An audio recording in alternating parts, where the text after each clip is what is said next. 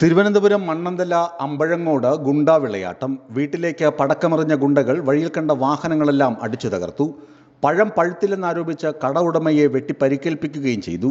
നിരവധി കേസുകളിൽ പ്രതിയും നേരത്തെ ബോംബ് നിർമ്മാണത്തിനിടെ ബോംബ് പൊട്ടി പരിക്കേറ്റയാളുമായ ശരത്തും ഇയാളുടെ കൂട്ടാളികളുമാണ് ആക്രമണം നടത്തിയത്. തിങ്കളാഴ്ച അർദ്ധരാത്രി 12:30ഓടെയായിരുന്നു സംഭവം. ബൈക്കിൽ പതിയെ പോകാൻ പറഞ്ഞതാണ് സംഘത്തെ പ്രകോപിപ്പിച്ചതെന്നാണ് വിവരം. നേരത്തെ പല കേസുകളിലും പ്രതിയായ രാജേഷ് എന്നയാളാണ് ബൈക്കിൽ പോവുകയായിരുന്ന ഗുണ്ടാ സംഘത്തോട് പതിയെ പോകാൻ ആവശ്യപ്പെട്ടത്.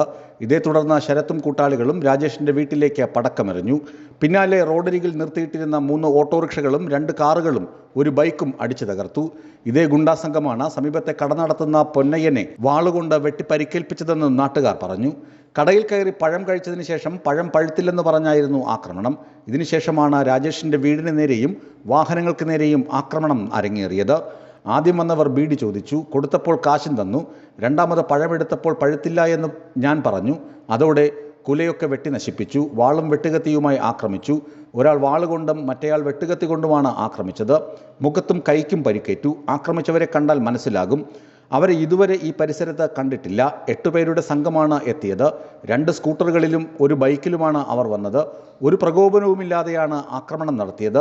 മദ്യപിച്ചിട്ടായിരുന്നു സംഘം എത്തിയതെന്നും പൊന്നയ്യൻ മൊഴി നൽകി. കട അടയ്ക്കാൻ തുടങ്ങിയപ്പോഴാണ് ഗുണ്ടാ സംഘം എത്തിയതെന്ന് പൊന്നയ്യൻ്റെ ഭാര്യയും പ്രതികരിച്ചു. കട അടയ്ക്കാൻ തുടങ്ങിയപ്പോഴാണ് അവർ വന്നത്. 3 കവർ പാല് ബാക്കിയുണ്ടായിരുന്നു. അതുമായി പോകാൻ തുടങ്ങിയപ്പോഴാണ് അവർ വന്നത്.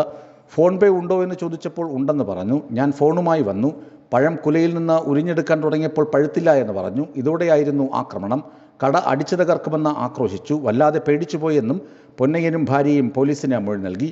പോലീസ് എത്തിയാണ് പരിക്കേറ്റ ഭർത്താവിനെ ആശുപത്രിയിൽ കൊണ്ടുപോയതെന്നും പൊന്നയ്യൻ്റെ ഭാര്യ പറഞ്ഞു. ന്യൂസ് ഡെസ്ക് വിസ്മയ ന്യൂസ്.